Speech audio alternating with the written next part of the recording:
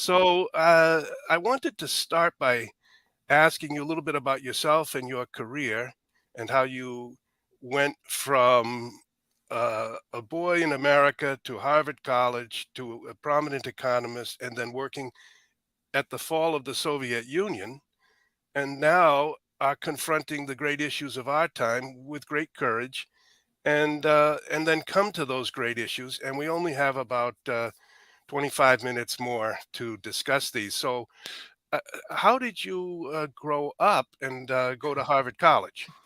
You never know, of course, in life how things will move forward. But I grew up in Oak Park, Michigan, a small suburb of Detroit, Michigan. Uh, I'm 68, so this was a ways back. Detroit was Motor City, and my dad was a labor lawyer representing the trade unions in a unionized state, and I grew up in Jewish and in a Jewish community. So we studied hard. My dad had grown up in poverty. My mom also in relative poverty, and they thought education is the way, and I certainly imbibed that idea. Worked hard and wanted to go to Harvard, and like you, was lucky to get in. And in 1972, showed up as a freshman, not quite having any clue as to what was going to happen. But I was already interested in a very, very inchoate way in economics because I had spent actually some weeks in the summer before we arrived as freshmen in East Berlin, visiting a pen pal.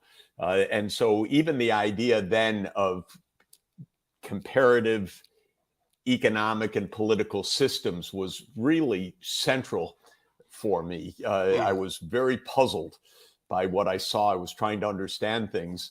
And in those days, when you were about to attend Harvard, they asked you to read a series of books before freshman week.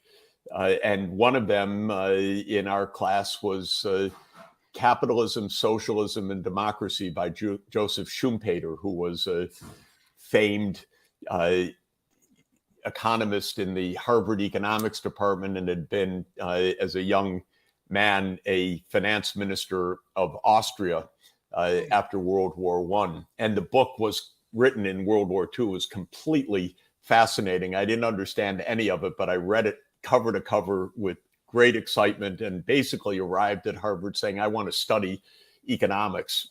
And that was 51 years ago, and I'm still doing it. Yeah. Well, that's a good introduction. 20 years then passed quickly by from about 1972 to 1992, and you develop your skills as an economist. And I would say I take economy to be how to organize human work in the most efficient, effective way so that it can be productive, produce wealth and happiness, and really blessings for all human beings. But so many things interrupt that. There's natural obstacles like cold and heat and drought and shortages of materials, and then there's human obstacles of treachery, deception, with and finally leading to wars. And these can cause perhaps the greatest losses of human happiness. And so I would say it's a kind of noble goal to try to understand how humans can organize their economic life to bring blessings. And you end up in the Soviet Union. And I just wanted you're probably then in your late 30s. Mid And 30s.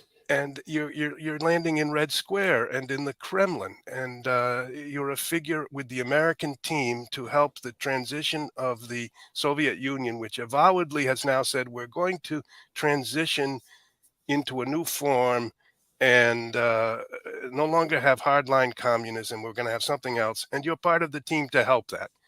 And here's an image of the Kremlin Yes. off of Red Square. So just in very succinct chronology, I trained at Harvard College, then got my PhD at Harvard, joined the faculty at Harvard. And in 1985, when I was just 30, I decided of course, I want to do things to use this theoretical knowledge for practical benefit. I think you put very nicely and succinctly what the goal should be. It's taken me my whole life to try to understand a bit about how to both conceptualize those goals and how to achieve them. But starting early on, I wanted to try. And in Bolivia, there was a hyperinflation in the middle of the 1980s, and they asked me for help, and I helped. And thank goodness, in that context, I knew some useful things to do and help them end the hyperinflation and help them cancel part of their debt. And based on that, I was called in early 1989 by a Polish official, in fact, who visited my office at Harvard and said, please come to Warsaw to help our government. And I said, I'd really like to. I'm very interested in the area, but there's martial law, and my hero, Lech Wałęsa, is under arrest, so I can't really help you. But if anything changes, let me know. And very nicely, he said, well, I understand. Thank you very much. And in 30 days, called me back and said, we're going to lift martial law. Would you come to Warsaw? Wow. And I actually arrived the day that the communist government under General Jaruzelski signed the roundtable agreement with Solidarity, the trade union movement, on April 5th, 1989, if I have the date exactly right. Mm-hmm. And I became an advisor to Solidarity and to the Polish government. And then on June 4th, 1989, there were the first semi-free elections in Eastern Europe's history post-World War II. And the Solidarity movement won all the contested seats, basically. And from then on, I became a quite intimate advisor of the leadership, Lech Wałęsa and Bronislaw Geremek, who became the first foreign minister of post-communist Poland, and Jacek Kuran, who became the first labor minister of post-communist Poland, and Adam Michnik, who became editor of the Gazeta Wyborcza, which he is until today, the public intellectual helping to guide things. And with them, I helped devise the market reform plan.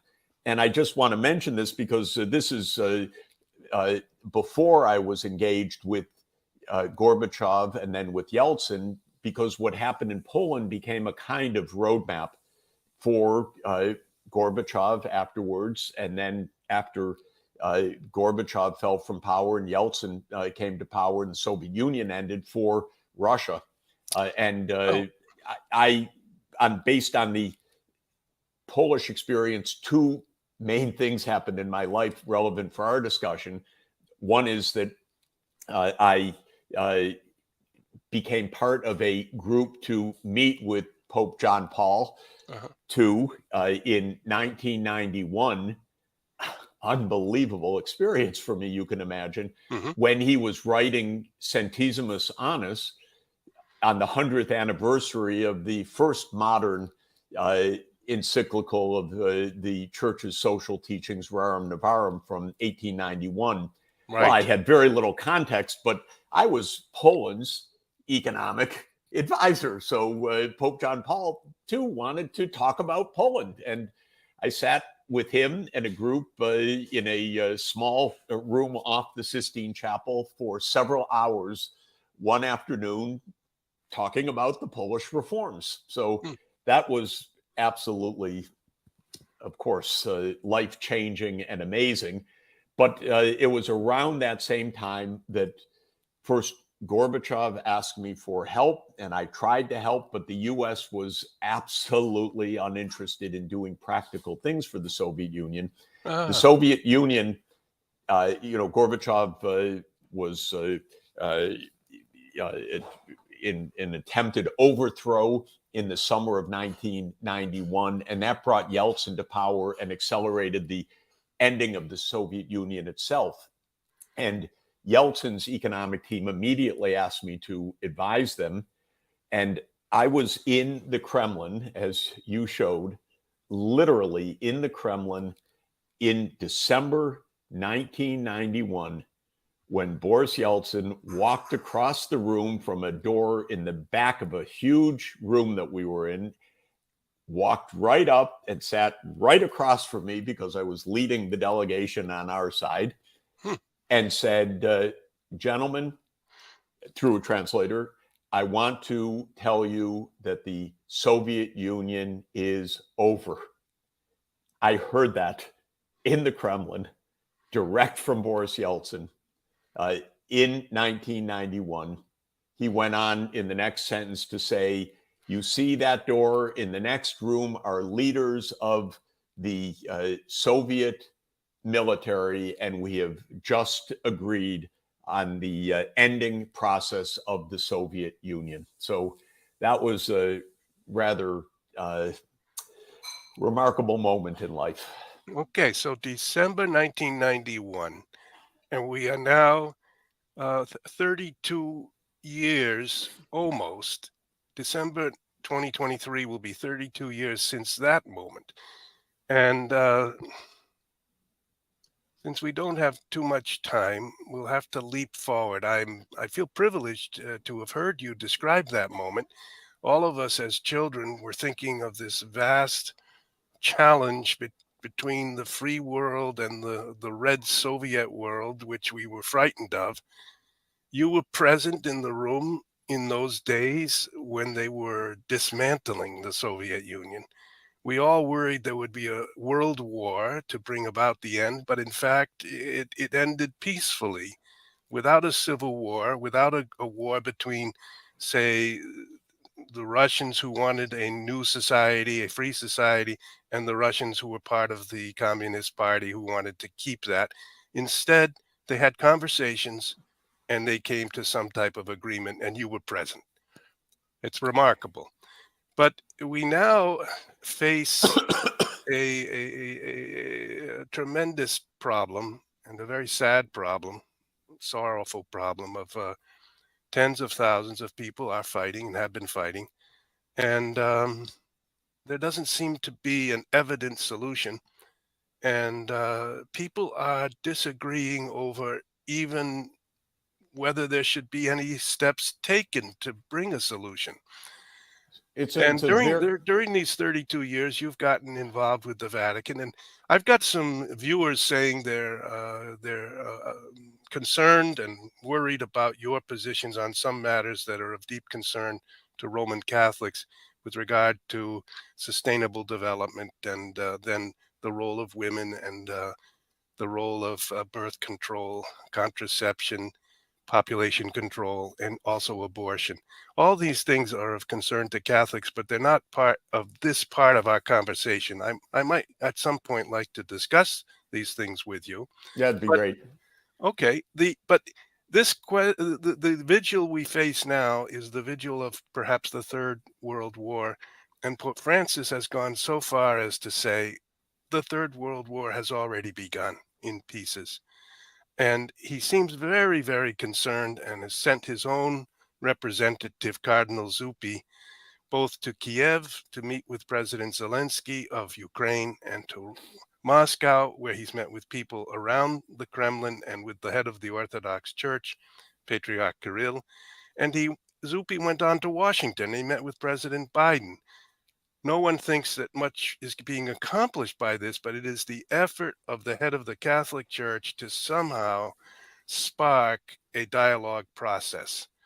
And you're somehow very interested and involved in this. You've written about it, and you've become, in a certain way, a remarkable and courageous figure for your denunciation of what we call the mainstream narrative. You think there is a need for dialogue, there is a need to stop the war. And you've actually said the whole leadership of the United States, the sort of neocons, as they are called, neoconservatives, needs to take a second look or needs to be removed because they are not leading us in the right direction. And in that way, I think I've mentioned in an email to you that you've taken a heretical position, the heresy of Jeffrey Sachs. You're not part of the leadership group of the United States in this regard. You're very critical of it. So I wanted to discuss these matters. Well, thank you very much. First, on any issues, we'll find time for discussion if you'd like. I'm a very deep believer in and great admirer of the church's social teachings and what they can offer for economic change. I'm a profound admirer of Pope Francis and his two great encyclicals, Laudato Si and Fratelli Tutti. Laudato Si about sustainable development, my core area, and it would be great to discuss Laudato Si. It's had a huge influence in the world and a hugely beneficial one. Fratelli Tutti is equally amazing in my view. It's about encounter and about dialogue. And it's exactly how to live peacefully in a diverse, deeply interconnected world. And it's profoundly relevant for ending this war in Ukraine, because the way to end the war is not on the battlefield, but through dialogue.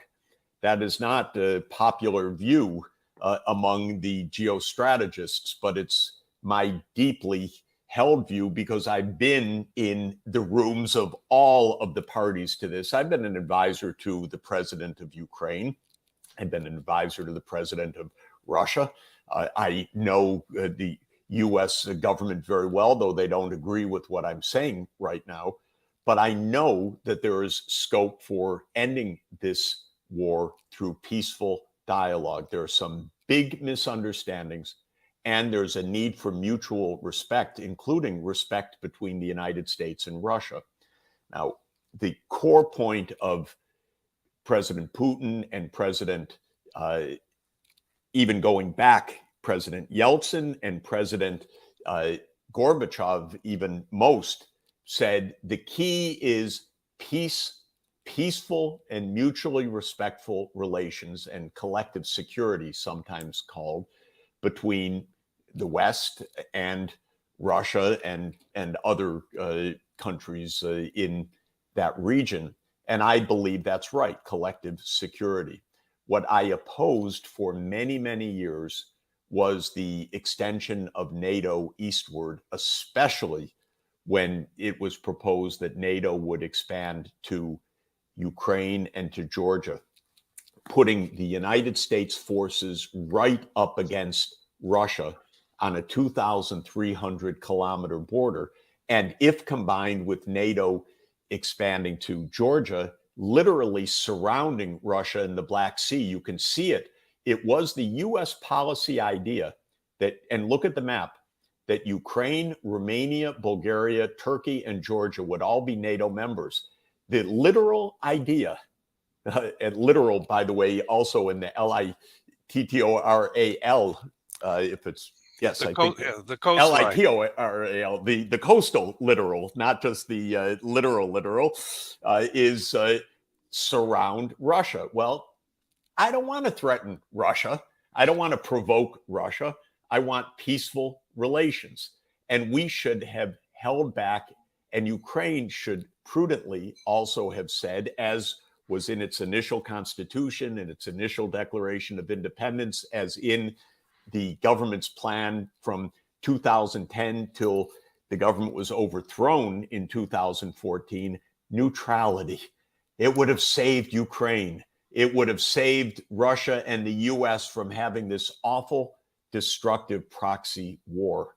So this is a long, complicated subject. I've seen it for 34 years as directly as one can see it. And I believe that there is a path out of this, not by defeating Russia on the battlefield, which is even today the stated Ukrainian goal. And then the United States immediately jumps in and says, for as long as it takes. We're not going to defeat Russia on the battlefield. Ukraine is not going to defeat Russia on the battlefield. And if something happened that Russia was in a state of dire collapse on the battlefield, they have 6,000 nuclear weapons, which is terrifying. So why are we provoking so dangerously rather than refusing to talk? Well, so Robert, I've been quite deeply engaged with discussions with world leaders all over the world on this issue since 2021 intensively.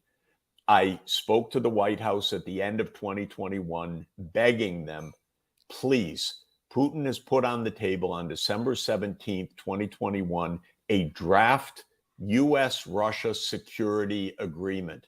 It's got a lot in there that is the basis for negotiation. Talk. But the U.S. position was NATO enlargement is none of Russia's business. And I say that's ridiculous. It's all of Russia's business because it's a 2,300 kilometer border with Russia, and they are interested in that, just as we are interested in what happens in our neighborhood in the United States and in the Western Hemisphere. okay. But the U.S. has refused to talk so far. And you're showing Victoria Nuland. She's been the hardliner all along. She was Richard Cheney's national security advisor. She was the U.S.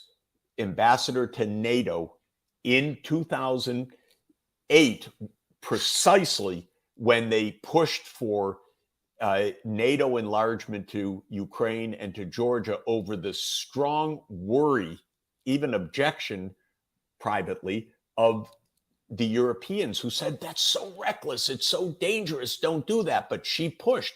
Then immediately she became Hillary Clinton's spokesperson. Then immediately after that, she rose in the ranks of the State Department and became the Assistant Secretary of State for European Affairs and was part of the 2014 overthrow of Yanukovych, even caught on tape planning what the next government would be several weeks before the overthrow. I don't like it. And then today, she is the second ranking official of the United States diplomacy. She's the Deputy Secretary of State, and she is still rejecting negotiation. I don't agree. We need to talk. That's the whole message of Fratelli Tutti. And by the way, Fratelli Tutti, as we all know, opens with Pope Francis describing how St. Francis of Assisi actually went to meet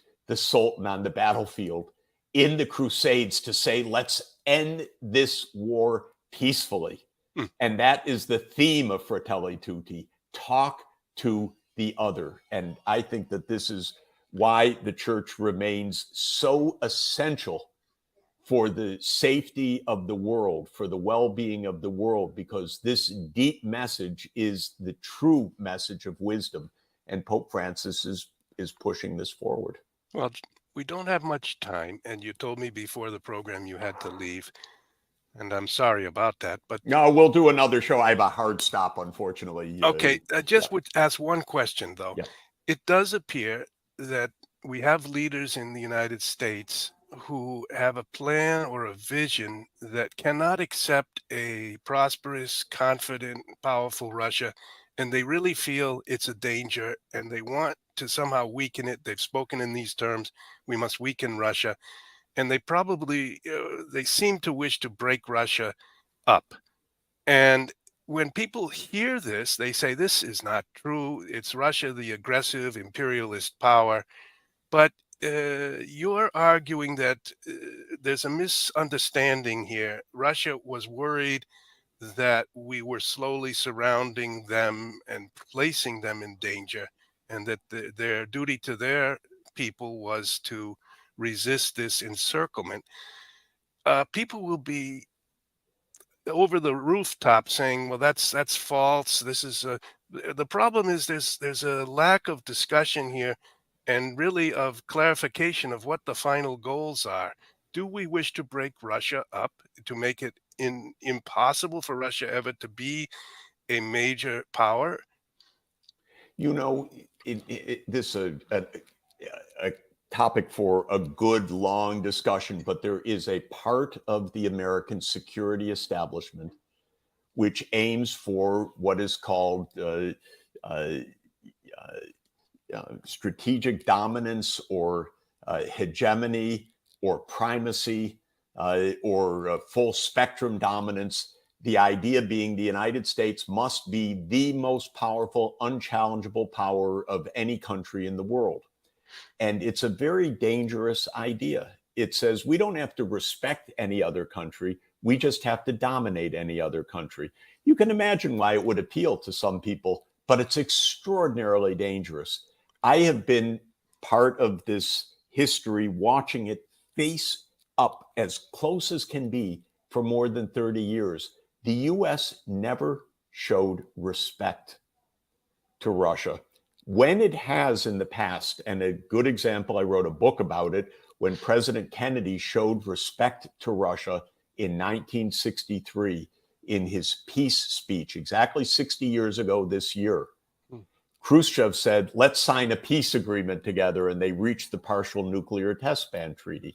Respect and dialogue is the key to peace, not full spectrum dominance, which is an illusion. So to be peaceful, be respectful. Even pragmatically, the Romans used to have friends of the Roman people, and then allies of the Roman people, and then enemies of the Roman people. And United States, if it seeks predominance, it could raise up against it a type of antagonism and enmity that wouldn't necessarily have arisen.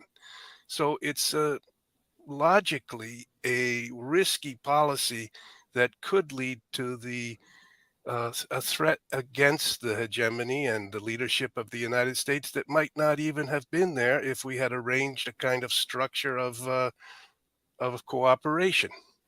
If your policy is we must be more powerful than you, and saying that to the whole world, you have a big challenge. And I think you've stated the problem incorrectly. If you state the problem, we must have a world that is safe for you and safe for us and good for the world, producing beatudo, as you said right at the beginning, well-being, happiness. Then we have something that we can discuss. Robert, great to be with you. Right. And I hope we can continue the discussion.